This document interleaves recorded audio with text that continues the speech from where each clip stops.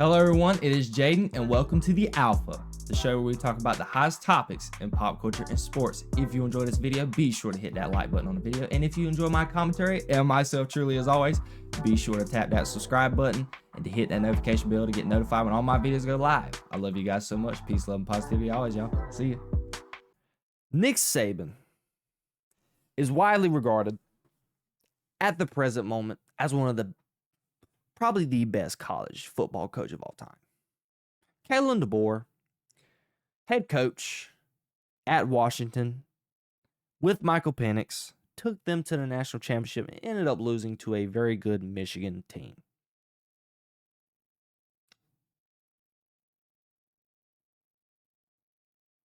He got the job.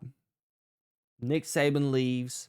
Nobody is shocked because Nick Saban has not been a fan of the NIL stuff the last couple of years when it first started. So Nick Saban took himself out of the door. The job is open. Kalen DeBoer takes it. Kalen DeBoer, last year in his first season at Alabama, has some very good wins, but had some very bad losses. Very, very bad. When it comes to Oklahoma, when Oklahoma wasn't good last year, Vanderbilt was the very alarming one. So there were a couple of teams that he lost to that was very questionable. And, a lot of people last season was like, man, is Kalen DeBoer ever going to live up to Nick Saban's stature, which is some very hard shoes to fill. So going into this game, it wasn't like my radar game. I saw they were playing Florida State. Florida State only won 2 games last year. So I wasn't expecting Florida State to do a lot. And we're talking about an Alabama team who I argued last year should have more than likely made the national championship playoff. I think they should have. But that's neither here nor there. Ty Simpson's the quarterback for Bama. I don't really know none of these players. I know Bernard's back. Ryan Williams is still there. But Ty Simpson's is the backup. He's sat, the last 3 seasons. 1 season under Bryce Young and then the past 2 under Jalen Milroe. And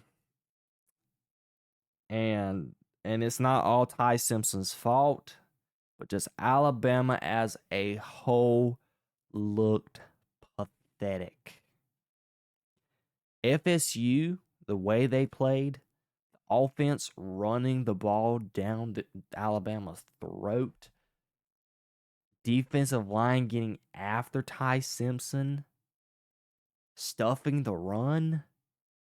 FSU, Florida State looked like what Alabama should have looked like. They look like the Alabama we knew and loved over the last 20 years. They've been super successful. Alabama was abysmal. They were out physicaled on both sides of the ball in the trenches. That is unheard of for a Alabama-led team or an Alabama team. Biggest program in college football. The most historic outside of maybe Notre Dame college football program. Knows nothing but winning. Get the best recruits, got good NIL. But yet, a school like FSU, coming off a 2-win season last year, 2, with DJ Ugalele at quarterback, they were like ranked top 5 going into the first game of the season. They ended up unranked. That is how bad they were last year. And in their first game of the season, Tommy, how do you say the player's name? Tommy Castellanos, coming from BC, Boston College. I thought he was a pretty good kid. Pretty cool. Here is his stat line. He only threw the ball 14 times. 14 times. Threw 9 passes, 152 yards, averaged 11 yards per pass. As a team, Florida State ran for almost 5 yards a rush. Bama, Ty Simpson, 23 for 43, 254 yards, 2 touchdowns, 0 interceptions. Running the ball, only 3 yards per carry as a team. Ryan Williams, another no-show. They came out with a graphic during this game and was like, for some odd reason, the first 6 games of the season, Ryan Williams had almost 700 yards receiving in the first 6 games of the season. And in that latter half of the season, the last 5 games, he only had like 200 reception yards. And even yesterday, or Saturday rather, he was an absolute no-show. He was just a no-show. Offensively, Alabama looks like they have no identity. They don't know if they want to be a run-stopping type football team, not a run-stopping, a run-style type offense and football team, or if they're going to air it out.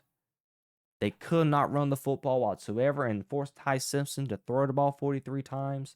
He was under duress all game. The offensive line couldn't block anybody. The game got away from Kalen DeBoer and Alabama really quick. And then at one point in the second half, the punt returner for Florida State ended up muffing the kick, muffing the punt, hit his knee on accident, and then Alabama got the ball back, and we're just sitting here thinking, okay, this is Alabama's time to come back. And it didn't happen. It was just Alabama was out physical, showed no fight. But this has a lot to do with Kalen DeBoer. And it's an interesting stat that is out right now. This graphic is very appalling.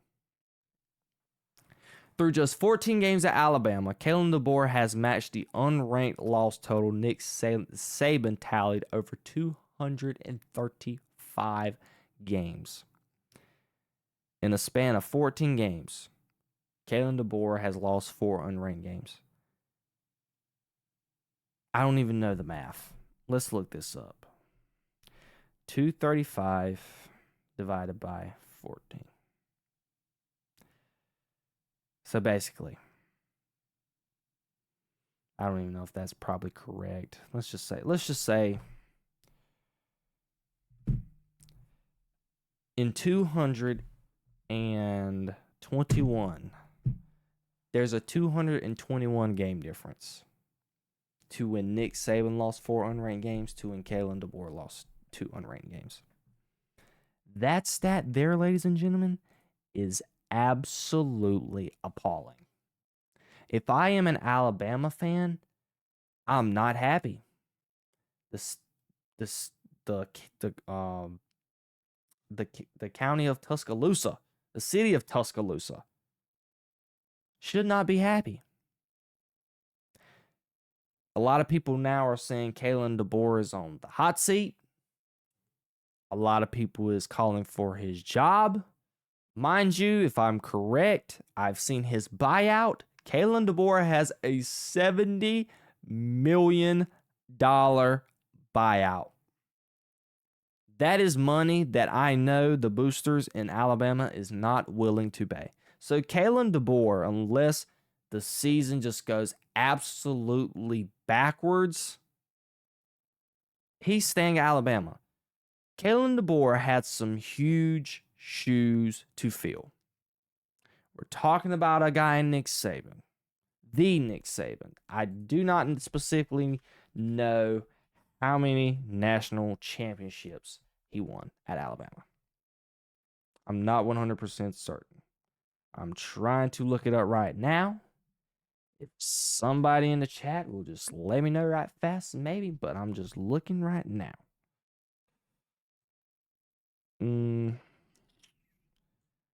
It's not looking it up, but I don't need the specific number of natties that Nick Saban won. Okay, we all know Nick Saban was very, very, very, very, very, very successful at Alabama. Literally going into the season each year, expectations were national championship. At worst, you should be an SEC champion, then get to the first round of playoffs, and then lose. That was the expectation for Alabama year in, year out under the tenure of Nick Saban. Now with Kalen DeBoer, They missed the playoffs the very first year, and already to start off the season, they are already in danger of not making a playoff again. Granted, preseason poll, FSU was unranked. I don't know how the Associated Press does the rankings. I don't know. Maybe this team is a whole lot better than what the media and Associated Press made Florida State out to be. Absolutely, because the season before, Florida State was in contention. It arguably should have been in contention for the national championship. They were unbeaten. They were like 13-0, but they didn't end up getting the honors. But if you're an Alabama fan, and if you live in Tuscaloosa currently, heads and eyebrows are raised because this is a huge problem. Alabama's schedule is not going to get any better. They got a tune-up game next week, LA Monroe. But let's look at the remainder of their schedule. They got UL Monroe next week. You got Wisconsin. You still got to play Georgia. You got to play Tennessee. You got to play LSU. You got to play South Carolina. Got to play Oklahoma. Got to play Auburn. Their schedule is pretty brutal. And the way the 12-team playoff is pretty much set up, you cannot lose more than 3 games.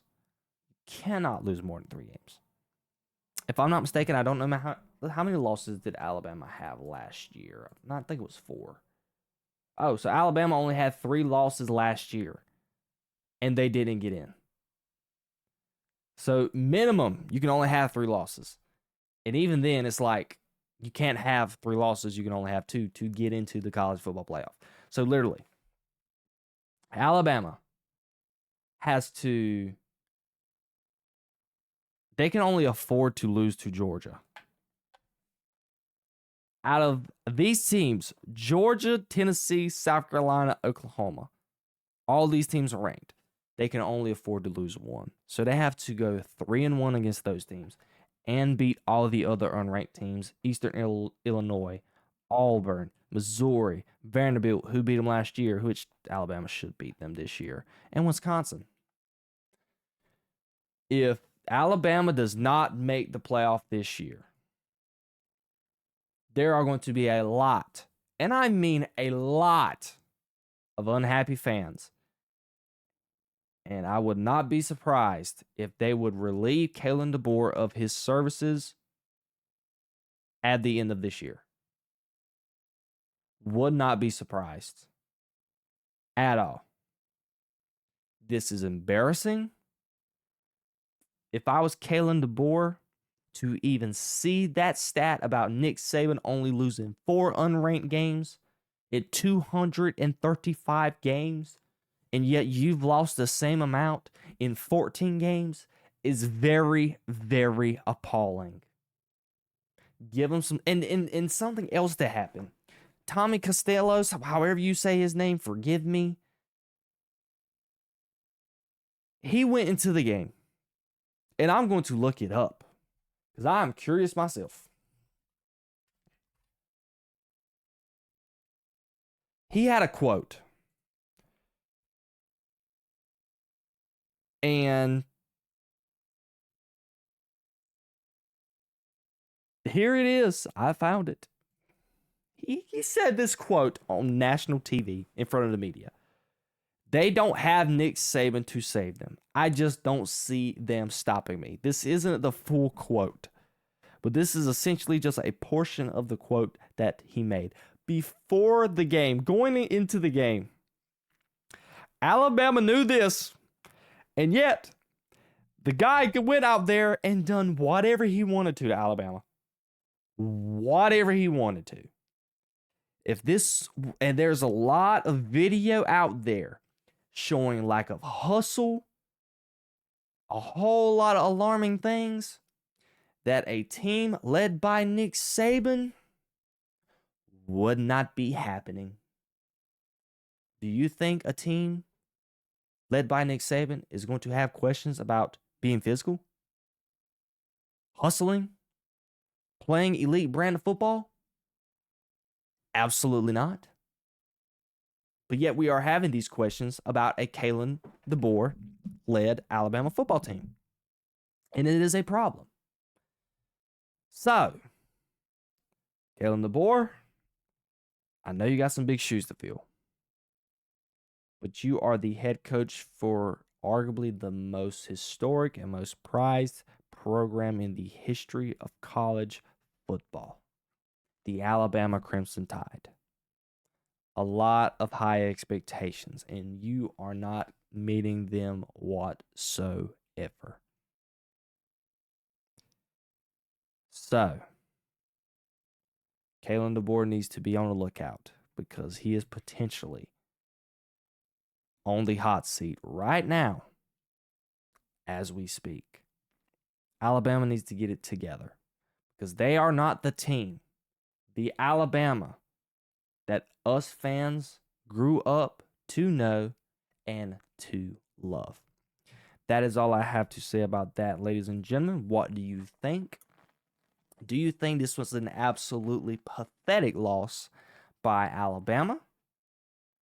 Do you think FSU was just that good? Was this game more about FSU winning or Alabama losing? I want to know all of your comments down below.